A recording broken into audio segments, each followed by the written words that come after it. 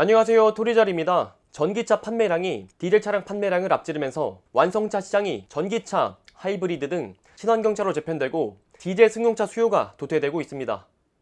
디젤 엔진의 멸종 시대가 다가오고 있습니다. 세계 각국이 2025년부터 2040년까지 가솔린과 디젤 엔진을 단 내연기관 자동차의 판매를 금지하고 기업들도 전기차 등 친환경차 개발을 서두르면서 내연기관 자동차의 종말이 급속도로 진행되고 있는 것인데요. 영국 파이낸셜 타임즈에 따르면 2021년 12월 영국을 포함한 18개 유럽 국가의 완성차 전체 판매량 85만 대 중 전기차가 차지하는 비중이 20%로 19%의 디젤 차량을 앞질렀습니다. 유럽연합은 차량 한 대당 평균 온실가스 배출량 의무제한은 킬로미터당 95g 이하로 미국 116g, 중국 113g, 일본 110g보다 까다로운 수준인데요. 만약 완성차 기업이 이를 어기면 초과분에 대해서 1g당 95유로의 벌금을 총 판매 물량에 비례해 부과하고 있습니다. 노르웨이는 현재 내연 차량에만 세금을 부과하고 있고 독일은 2020년 전기차 보조금 상한선을 9,000유로로 기존 4,000유로 대비 2배 이상 인상하고 지급기한도 2025년까지 연장했습니다. 전기차 판매량이 디젤 차량을 앞지른 데에는 이러한 유럽의 까다로운 환경 규제와 전기차 지원도 적지 않은 영향을 미쳤습니다. 그런데 흥미로운 점은 전기차가 디젤 판매량을 앞지른 것이 비단 유럽만 얘기가 아니라는 것입니다. 우리나라 역시 전기차 판매량이 디젤차를 역전하기 시작한 것인데요. 우리나라 국토교통부가 공개한 자동차 신규 등록 현황 자료를 보면 친환경차가 점유하는 비중은 2018년 6.8%에서 2021년 11.8%로 크게 증가했습니다. 2021년 등록된 신규 차량 10대 중에 한 대는 친환경차인 셈인데요. 반면 경유차의 비중은 2018년 43%에서 2021년 31%까지 감소를 하고 있습니다. 대표적인 디젤 차량인 SUV의 디젤 모델이 2018년 33만 대에서 25만 대로 대폭 감소하고 최근 자동차 업계에서는 최근 SUV의 디젤 모델 말고도 가솔린 모델을 출시하면서 디젤이 외면을 받고 있는데요. 그 결과 2019년 60만 대였던 친환경차는 2021년 말 82만 대로 37%가 증가를 했죠. 하지만 사실 이 상황은 상당히 희한합니다. 유럽은 국가 정책적으로 디젤차 판매 금지라는 초강수를 띄웠기에 그렇다 손 치더라도 우리나라는 상용차 중심의 국내 물류산업과 내연기관 부품업계의 생존권 등의 문제로 별도의 디젤 차량에 대한 제재가 가해지고 있지는 않습니다. 그나마 나온 디젤 차량에 관한 규제 계획은 2020 국가기후 환경회의에서 나온 2035년에서 2040년에는 디젤과 가솔린 차량에 대한 판매를 중단해야 한다라는 권고사항 정도 있을 뿐이죠. 보수적인 태도를 취하는 정부보다 소비자들이 발빠르게 탈디젤과 친환경 차로의 전환을 이어가고 있는 것인데요. 전기차는 아직까지도 많은 자동차 마니아분들에게 수많은 단점이 지적되고 있습니다. 겨울철 주행거리 감소, 긴 충전시간, 추가 충전 없이는 불가능한 장거리 주행, 높아지는 충전요금, 충전소 개수 등 운송수단이라면 그냥 지나칠 수 없는 불편한 요소들이 있습니다. 하지만 그럼에도 불구하고 충전도 용이하고 연료비에도 절감할 수 있는 디젤이 외면된 채 전기차로 고객들이 선택하는 현상이 벌어지고 있는 것인데요. 아직까지도 국내 운송수단의 절반가량을 디젤이 차지하고 있는 시점에서 탈디젤 현상은 다소 이르다고 느껴지기까지 합니다.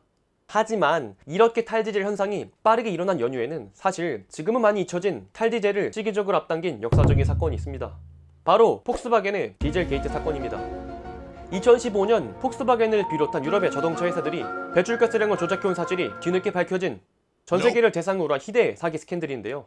폭스바겐의 디젤 게이트는 결국 2020년대에 벌어지고 있는 내연기관 퇴출 운동의 근본적인 시발점이 되었습니다.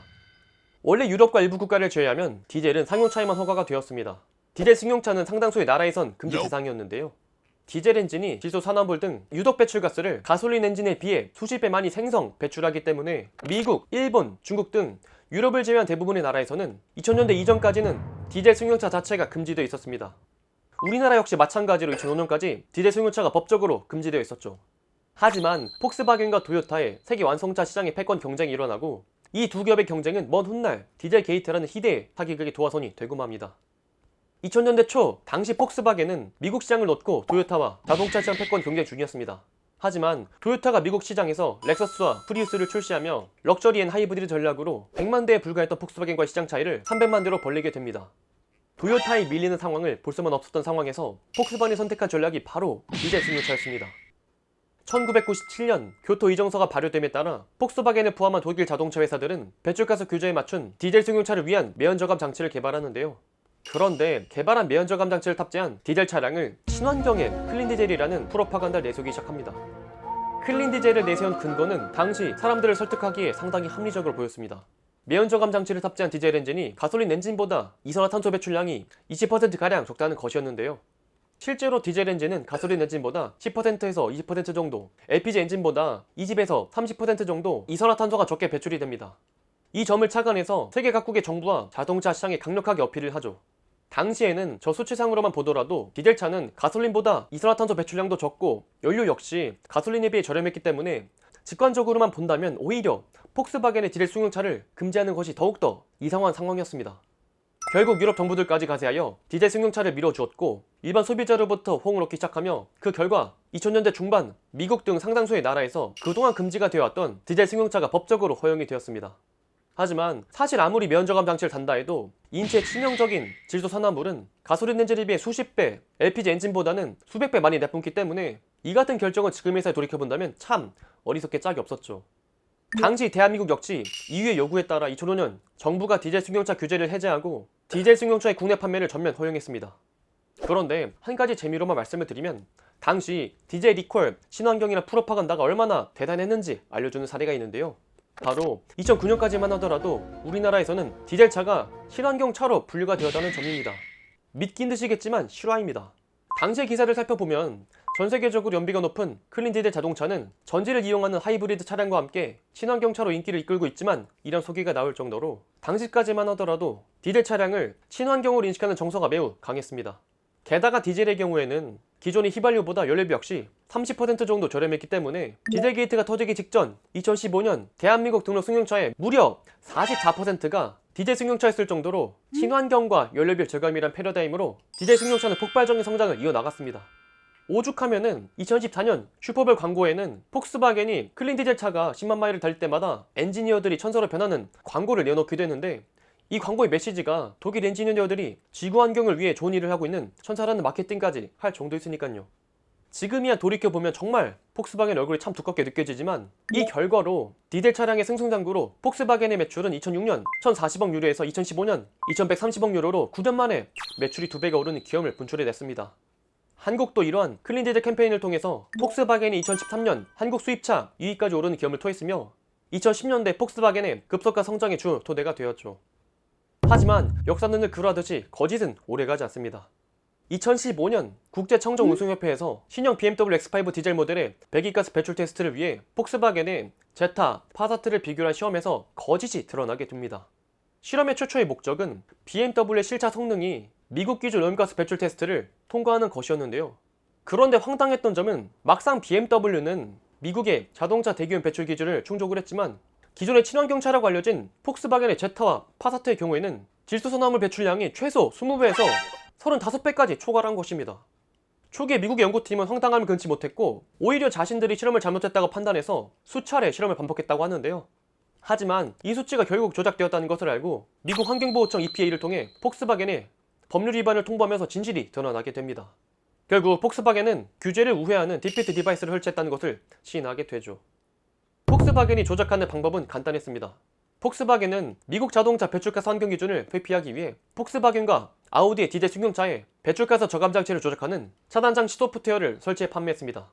이 차단장치는 자동차의 두뇌에 해당하는 ECU에 탑재된 소프트웨어로 자동차 핸들의 위치나 차량의 속도, 엔진 가동 지속시간, 대기압 등의 정보를 분석해 자동차가 테스트 중인지 일반 주행 상태인지 파악할 수 있도록 시스템이 되어 있었는데요.